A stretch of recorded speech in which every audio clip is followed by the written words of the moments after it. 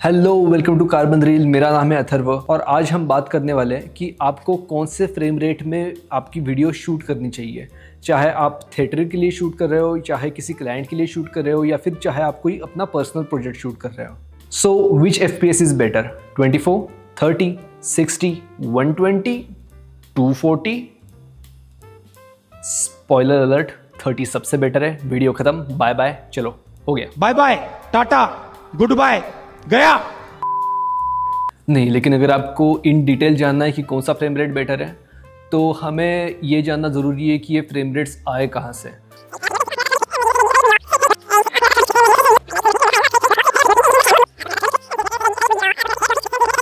Usually US जैसे countries में 60 hurt का AC करंट होता है और यूके या फिर इंडिया जैसे कंट्रीज़ में 50 हर्ट्स का करंट होता है।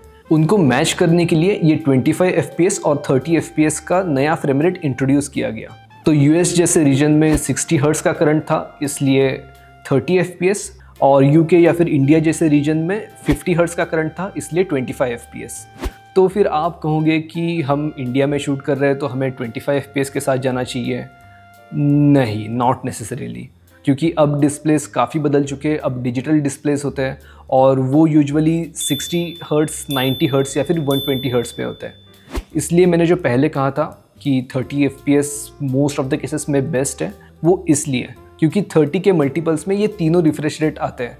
तो आप ये पूछोगे कि 60 FPS, 120 FPS या फिर 240 FPS का क्या सीन है, और अगर वो 30 FPS से ज़्यादा स्मूथ है तो हम उसी पे क्यों नहीं शूट कर लेते हैं। हायर FPS पे शूट ना करने के दो मेन रीजंस है। पहला रीज़न मोशन ब्लर और दूसरा रीज़न डेटा साइज़। चलो मोशन ब्लर के बारे में हम थोड़ी देर में बात करते हैं। अभी हम बात करते हैं फाइल साइज़ के बारे में, क्योंकि जब आप हायर फ्रेम रेट पे शूट कर रहे हो तब फाइल साइज़ बहुत बढ़ जाती है और उसे मैनेज करना बिल्कुल आसान नहीं होता। फॉर एन इंस्टेंस, अगर आप 4K 10 बिट फुटेज 30 FPS में शूट कर रहे हो और वो लॉसलेस है, तो अराउंड 1 मिनट का शूटिंग आपको 52 GB का पड़ेगा। तो आप इमेजिन कर सकते हो कि अगर आप 120 FPS या फिर 240 FPS तक चले जाते हो तो आपको कितना ज़्यादा स्टोरेज लगेगा, और ये बिल्कुल प्रैक्टिकल नहीं है। तो इसलिए मुझे लगता है कि 30 FPS एक स्वीट स्पॉट है। तो आप पूछोगे कि अगर 30 FPS स्वीट स्पॉट है तो मूवीज़ 30 पे अब अडाप्ट क्यों नहीं होती और अब तक वो 24 पे ही क्यों है? तो उसका रीज़न ये है कि वो पहले एक स्टैंडर्ड बन चुका था और अब सारे के सारे थिएटर्स ओवरऑल 24 FPS के लिए सबसे ज़्यादा ऑप्टिमाइज्ड है। तो अगर आप किसी थिएट्रिकल रिलीज़ के लिए शूट कर रहे हो तो आपको 24 FPS में शूट करना चाहिए। लेकिन अगर आप फिल्म बना रहे हो और वो डायरेक्टली OTT पे रिलीज़ होने वाली है तो आपको शायद 30 FPS में ही शूट करना चाहिए, क्योंकि आपका मैक्सिमम ऑडियंस डिजिटल स्क्रीन में ही उसे देखने वाला है। वैसे दो क्लिप्स आप कंपेयर कीजिए। यहाँ पर एक क्लिप 24 FPS की है और दूसरी क्लिप 30 FPS की है। आप देखेंगे कि 24 वाले में थोड़ा सा जिटरी फीलिंग आ रहा है और 30 FPS में वो नहीं आ रहा। द ओनली रीज़न इज़ कि 24 FPS में उतने फ्रेम्स ही नहीं होते, इसलिए इवन मूवीज़ 24 FPS में बनती है फिर भी 30 FPS एक बेटर चॉइस है। तो ये तो हो गई फ्रेम रेट की बातें। अब बात करते हैं कि मोशन ब्लर और शटर स्पीड का क्या सीन है। तो शटर स्पीड होती क्या है? बेसिकली कोई भी फ़ोटो कैप्चर करते वक्त कितने देर तक आपका सेंसर लाइट को एक्सपोज्ड है, उस टाइम ड्यूरेशन को शटर स्पीड बोलते हैं। अगर आप कोई फ़ोटो खींच रहे हो जहाँ से कोई गाड़ी पास हो रही है और आपकी शटर स्पीड बहुत ही कम है, लेट्स से 1/240 है, तो वो आपको एक शार्पर इमेज देगा। लेकिन अगर आपकी शटर स्पीड बहुत ज़्यादा है, लेट्स से 1/15 है, तो आपको एक ब्लरी इमेज मिलेगी। ये जो ब्लरीनेस होता है वो शटर स्पीड की वजह से आता है और उसे हम मोशन ब्लर बोलते हैं। अब मोशन ब्लर कहाँ पे काम में आता है? तो बेसिकली किसी भी वीडियो में एक फ्लूइड मोशन दिखाने के लिए मोशन ब्लर ज़रूरी है। आप इन दो क्लिप्स को कंपेयर कीजिए।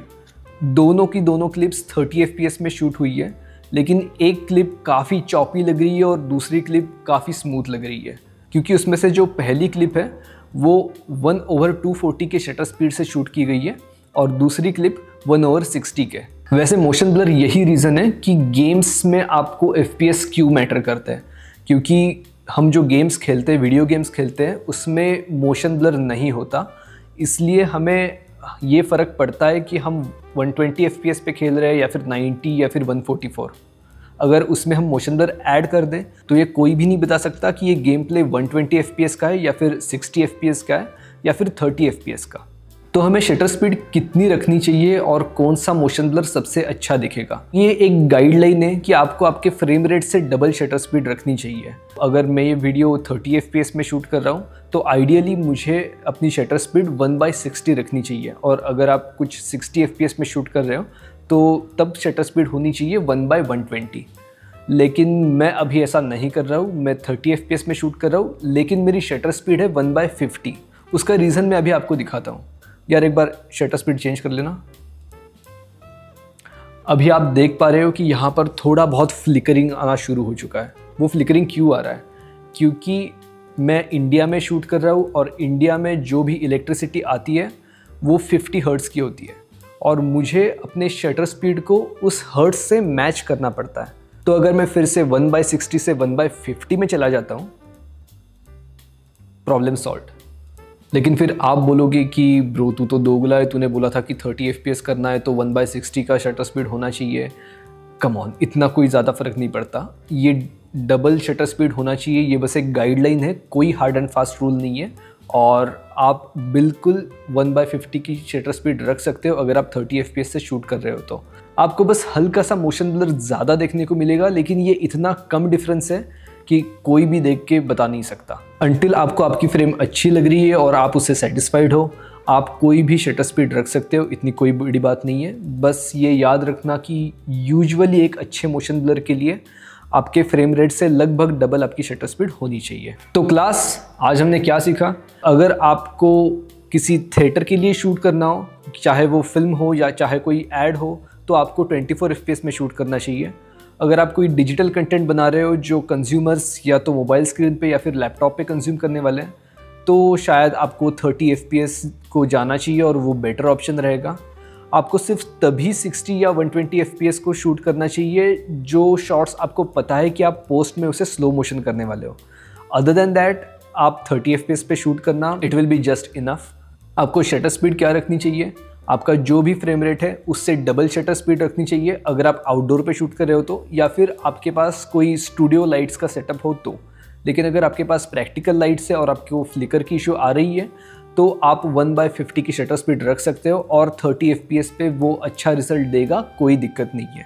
अगर आप 60 FPS पे शूट कर रहे हो और प्रैक्टिकल लाइट्स है तो आप 1/100 की शटर स्पीड रख सकते हो, क्योंकि वो 50 का मल्टीपल है, and you will be good to go. तो आई होप कि ये शटर स्पीड और ये FPS का क्या फंडा है आपको समझ में आ गया होगा, and you are good to go for your next project. अगर आपको ये वीडियो पसंद आया तो लाइक कीजिए, सब्सक्राइब कीजिए, और ये वीडियो अपने सारे वीडियोग्राफर फ्रेंड्स को शेयर कीजिए। तो आज के लिए बस इतना ही, मिलते हैं अगले वीडियो में, तब तक के लिए बाय बाय।